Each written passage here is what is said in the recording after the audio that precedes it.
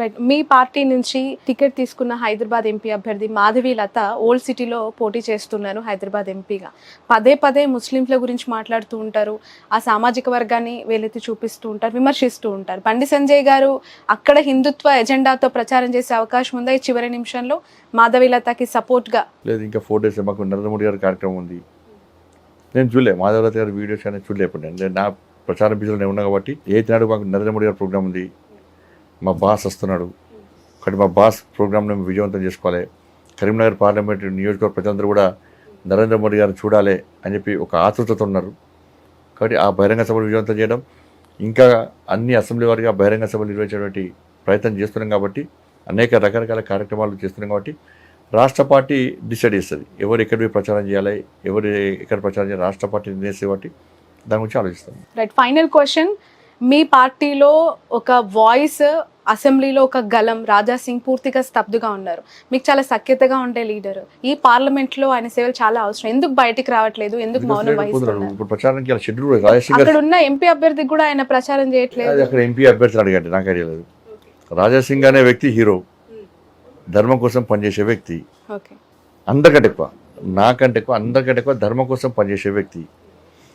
ఈ ధర్మం కోసమే దేనికైనా త్యాగం చేయడానికైనా మొండి పట్టుతోని కొట్లాడేటువంటి వ్యక్తి ఆయనే. రాజకీయాల గురించి ఆలోచించాడు, ఇప్పుడు ధర్మం గురించి ఆలోచిస్తాడు. బట్ అనేక సందర్భాల్లో ఆయన ప్రాణాల మీదకి వచ్చింది. అటువంటి పరిస్థితుల్లో కూడా ఏ రోజు ధర్మాన్ని వదిలిపెట్టిపోలే. దుబాయో మస్కటో ఎటో పారిపోలే. అనేక బెదిరింపు కాల్స్ వచ్చినాయి, అనేక కేసులు వచ్చినాయి, కేసులు పెట్టారు, అక్రమ కేసులు పెట్టి జైలుకు పంపారు. అయినా కూడా రాజాసింగ్ గారు ఎప్పుడు ఇతరు భయపడకుండా ధర్మం కోసం పనిచేస్తున్న వ్యక్తి వాడి. తప్పకుండా రాజాసింగ్ గారు హీరోనే. ఆయన షెడ్యూల్ వచ్చింది ఆల్రెడీ, లాస్ట్ వీక్ ఇప్పుడు షెడ్యూల్ వచ్చింది. అన్ని దాదాపు మ్యాక్సిమం నియోజకవర్గాల్లో రాష్ట్ర పార్టీ వారిని ప్రచారానికి పంపాలని చెప్పి నిర్ణయించింది. కాబట్టి ప్రచారం కూడా సిద్ధంగా పోతున్నారు కూడా. మోదీ నినాదము, మీరు చేసిన డెవలప్మెంట్, 400 సీట్ల టార్గెట్ అని పదే పదే మాట్లాడుతున్న క్రమంలో ఇక్కడ ఒక ప్రాంతీయ పార్టీకి సంబంధించి అంటే బీఆర్ఎస్ పార్టీ నేత కేటీఆర్ గారు పదే పదే మాట్లాడుతున్నారు, మోదీని తొక్కుదాం, రాముణ్ణి మొక్కుదాము అని చెప్పి. అందులో భాగంగానే ప్రాంతీయత అంశాన్ని పార్లమెంట్లో వినిపించాలి అంటే మా ఎంపీలను గెలిపించాలని ఆయన నినదిస్తూ ఉన్నారు. వాళ్ళ ఎంపీలు గెలిస్తే పోయినసారి ఎంపీలకు ఓటేసి వెళ్తే గంపకింత కమ్మిరు వాళ్ళు. వెంకటేష్ నేత గారు ఉన్నారు, మంచి నాయకుడు వెంకటేష్ నేత గారు. పాపం ఆయన బాధ చెప్తున్నాడు, అన్న గెలిచినాక ఏదైనా కాన్ఫిడెన్స్ పోవాలంటే పోదంటాడు. ఎంపీలు అందరూ అడగండి, రాములు గారు ఉన్నారు, తిరిగిన కేసీఆర్ అంటాడు, తీసుకపోయి గంప కింద కమ్మేయండు. ఇవాళ ఏమని చేస్తున్నారు, రాముడిని మొక్కుదాం, ఆయన దేవుడి నమ్మ నాస్తికుడు కేసీఆర్ కొడుకు. కేసీఆర్ కొడుకు దేవుడిని నమ్మని మొన్న ఇక్కడ గుడికి వెళ్ళారు, మొక్కుకున్నారు, దండాలు పెట్టారు, రాజకీయాల కోసం మొక్కుతాడు, రాజకీయాల కోసం మొక్కుతాడు. రాముడు జై శ్రీరామ్ అంటే కడుపు నింపుతుందా అన్నాడు, అయ్యానేమో పులిహోర తింటే కడుపు నింపుతుందా అన్నాడు. ఎవరికి ఇట్లా అంటాడు, అయ్యా గిట్ల దింపి బియ్యంలా పసుపు వెళ్తే చింతలా అన్నాడు. గిట్ల దింపి పలువురు వేసి తింటే కడుపు నింపుతుందా అంటాడు. నేను అన్నా, నీ గిట్ల దింపి అక్షింతలైతే అక్షింత పడతాయి నీకు, గిట్ల తిన్న పులిహోరది కడుపు నింపుతుందా నీకు? మందు తాగితే 2 పెగ్గులు తాగితే కడుపు నింపుతుంది. సేమ్ యథా రాజా తదా ప్రజ అన్నట్టు కేసీఆర్ కొడుకు. రాముని గురించి మాట్లాడే అర్హత వాళ్ళకి లేదు. ఇవాళ మరి అయోధ్యలో రాముల వారి ప్రాణ ప్రతిష్ఠ కార్యక్రమంలో ఎందుకు పాల్గొనలేవి వీళ్ళు? దాన్ని ఎందుకు సమర్థించలే? అసలు అయోధ్యలో రామ మందిరం ఉండాలంటుర్రా, వాళ్ళు బాబరీ మసీదు ఉండాలనుకుంటారా? దాన్ని స్పష్టం చేయాలి. కాబట్టి రాముడు అంటే బీఆర్ఎస్లకు కాంగ్రెస్లకు భక్తి లేదు, భయం స్టార్ట్ అయింది. రాముడు అంటే దేవుడు అంటే భయం ఊరుకుంటుంది, రాక్షసులకు సైతాన్లకు ఉంటుంది. అందుకే వాళ్ళకి భయం స్టార్ట్ అయింది రాముడు అంటే. మేము బాగా చెప్తా, రాముడి పేరు చెప్తాం, తప్పే ఉన్నది. అరే రాముడి కోసం మేము బలిదానమైనాం. అయోధ్యలో రామ మందిరం కోసం మా కార్యకర్తలు ములాయం సింగ్ గవర్నమెంట్ కలిపిన కాల్పులో బలిదానం అయిపోయారు. సరైన నదిలో 6 నెలల పాటు, సంవత్సరాల పాటు పుట్టల శవాలు వెళ్ళినాయి. మరి రాముడు వీళ్ళకి దేవుడే కదా, కాంగ్రెస్ వాళ్ళకి దేవుడే కదా. మరి రాముడి కోసం ఎందుకు త్యాగం చేయాలి? వీళ్ళు త్యాగం చేయాలని ఎందుకు ఆలోచన వస్తలేదు? అక్కడ మరి త్యాగాలు చేసి రామ మందిరం నిర్మించింది కాబట్టి మేము రాముని వారసులు చెప్పుకుంటాం. దాని అనుమానం ఏదల్లా వీళ్ళు బీజేపీ రాముని పేరు ఎప్పుడు ఓట్లాడుతుంది, వీళ్ళు మతతత్వవాదులు. మేము భయపడే ప్రసక్తే లేదు. వీళ్ళని మురుగుతో భయపడతామని మేము హిందూ ధర్మం కోసం పనిచేస్తాం. మేము ఎక్కడ వెనకడు వేసే ప్రసక్తి లేదు. అందరూ మర్చిపోయిన ఒక అంశం, తెరమరుగు అయిన ఒక అంశం, సంచలనంగా మీరు నిన్న ప్రెస్ మీట్ పెట్టారు, ఫోన్ ట్యాపింగ్ ఇష్యూ. అసలు ఎందుకు అలాంటి ఆరోపణలు చేశారు? ఎవరు ఈ అశోక్ రావు? ఎలాంటి సంబంధం ఉంది అని చెప్పి మీకు తెలిసింది? అశోక్ రావు గారు ఇక్కడ స్థానిక వ్యక్తి. వాళ్ళ వియ్యంకుడే వాళ్ళ పాపనే ప్రభాకర్ గారి అబ్బాయికి ఇచ్చారు. యూఎస్లో వాళ్ళ ఇంట్లో ఉంటున్నాడు. 100% వాస్తవం ఇది. ఆయన తీసుకుపోయి స్థానిక మంత్రి తీసుకుపోయి ముఖ్యమంత్రి గారు కల్పించాడు. మామూలు నాయకుల లెక్క కల్పించాడు. ఇక్కడ కాంగ్రెస్ పార్టీ అభ్యర్థి కూడా పోయి ఆ అశోక్ రావు గారి ఇంట్లోనే ఉంటాడు. నామినేషన్ రోజు నేనే ఖర్చు పెట్టినా అని చెప్పి ఆయన ఊరు మొత్తం చెప్పుకొచ్చాడు. ఇప్పుడు స్థానిక ప్రజాపతిలను ఇలా కార్పొరేట్ చేయించుకుంటారు. కార్పొరేటర్లను కానీ ప్రజాపతిలు అందరూ కూడా 20 లక్షలు 30 లక్షలు అన్ని ఇచ్చి చాలా మంది ఇతర పార్టీ నాయకులు అందరూ కూడా కొనుగోలు చేస్తున్నాడు. కాబట్టి ఆ డబ్బు ఎక్కడి నుంచి వచ్చింది? ఇలా ప్రభాకర్ రావు అనే వ్యక్తి ఇప్పుడే కాదు, అసెంబ్లీ ఎన్నికల ముందే ఇలా కరీంనగర్ కేంద్రంగా ఆయన ఫోన్ ట్యాపింగ్ అనేది చేసిండు. వాళ్ళు నేరస్తులని ఆరోపించబడి జైల్లో ఉన్నటువంటి ప్రణీత్ రావు గారు సిరిసిల్ల వాసి. కంట్రోల్ రూమ్ అంతా సిరిసిల్ల, వార్ రూమ్ అంతా సిరిసిల్ల. ఎవరు సిరిసిల్ల ప్రాతినిధ్యం వహించింది? ఎవరు? కేసీఆర్ కొడుకు ప్రభాకర్ రావు అనే వ్యక్తి. ఎన్నికల సమయంలో ఆయన ఇంటెలిజెన్స్ ఆఫీసరు. ఏ ప్రభుత్వం వస్తుందో ముందే సమాచారం ఉంటుంది, పక్కా సమాచారం ఉంటుంది.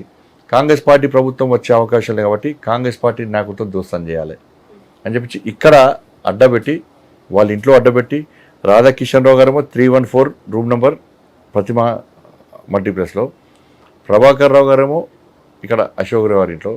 వీళ్ళు ఇక్కడనే ఉండి ఇంత ప్లాన్ చేసినారు. అప్పుడే రాజేంద్రరావు గారిని తెర మీద తీసుకొచ్చారు. ఆయన ద్వారా కాంగ్రెస్ పార్టీలో పోటీ చేస్తున్నటువంటి అభ్యర్థుల పాపం వాళ్ళకి ఈ డబ్బులు తెలుసు తెలియదు, అది విషయం, అది వేరే విషయం. కానీ అందరికీ డబ్బులు ఇచ్చారు. డబ్బులు ఇచ్చి గెలిపించే ప్రయత్నం చేశారు. ఎంత పెద్ద ఎత్తున లావాదేవీలు జరిగినాయి. దీని తర్వాత మొన్న ఎంపీ టికెట్ కూడా పెద్ద ఎత్తున లావాదేవీలు జరిగినాయని చెప్పి కాంగ్రెస్ పార్టీ కార్యకర్తలే చెప్పుకుంటున్నారు.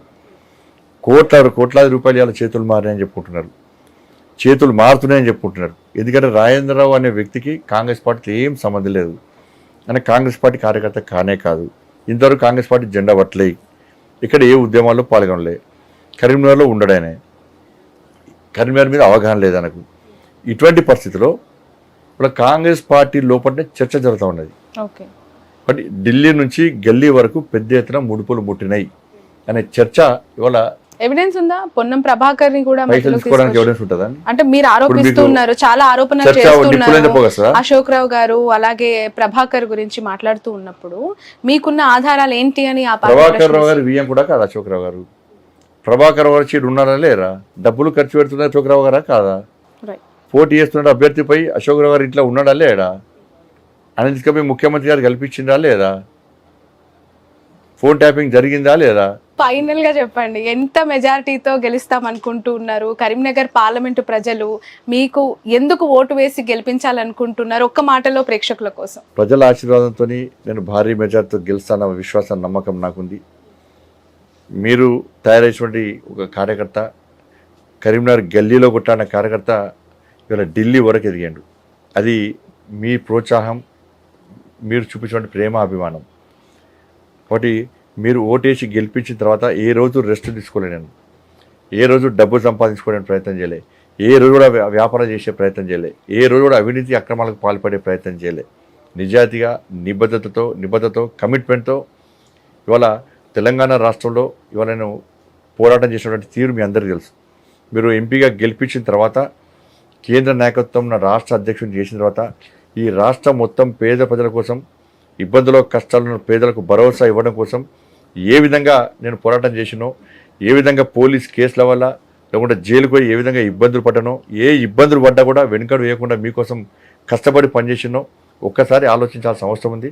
మీరు నన్ను ఎంపీగా గెలిపించిన తర్వాత 2 సంవత్సరాలు కోవిడ్తో పోయినప్పుడు కూడా 3 సంవత్సరాల్లో 12,000 కోట్ల పైగా నిధులు, 12,000 కోట్ల రూపాయలకు పైగా నిధులు తీసుకొచ్చి అభివృద్ధి చేసినటువంటి విషయాన్ని గుర్తుంచుకోండి. దాంతోపాటు ఈ దేశం రక్షింపబడాలంటే, ఈ దేశం అభివృద్ధి చెందాలంటే తప్పకుండా నరేంద్ర మోడీ గారు ప్రధానమంత్రిగా కావాల్సిన అవసరం ఉంది. నరేంద్ర మోడీ గారు ప్రధానమంత్రిగా లేనటువంటి భారతదేశాన్ని ఊహించుకుంటేనే ఒక భయం మనలో పడొస్తూ ఉన్నది, ఒక టెన్షన్ మనలో పడొస్తూ ఉన్నది. ఇటువంటి పరిస్థితుల్లో మీ అమూల్యమైన ఓటును వేసి నన్ను ఎంపీగా గెలిపిస్తే, మీరు వేసిన ఓటును నేను ఢిల్లీ వెళ్ళి నరేంద్ర మోడీ గారిని ప్రధానమంత్రి చేయడంలో నేను కూడా ఓటేసేటువంటి అవకాశం ఉంటుందని భావిస్తున్నాను. తప్పకుండా మీరు అందరూ నరేంద్ర మోడీ గారి ప్రధానమంత్రి కావాలంటే కరీంనగర్లో బండి సంజయ్ నన్ను భారీ మెజార్టీతో గెలిపించాల్సిందిగా కోరుతా ఉన్నాను. Right, thank you so much, wish you all the best Bandi Sanjay గారు. మరొకసారి మీ ఏర్పాటు చేసుకున్న కోట ఇది కరీంనగర్ సామ్రాజ్యంలో మీరు ఎంపీగా గెలిచి మీరు అనుకున్న సేవలు, మీరు అనుకున్న పరిపాలన అందించాలని మనస్ఫూర్తిగా కోరుకుంటున్నాం. Wish you all the best, wish you all the success.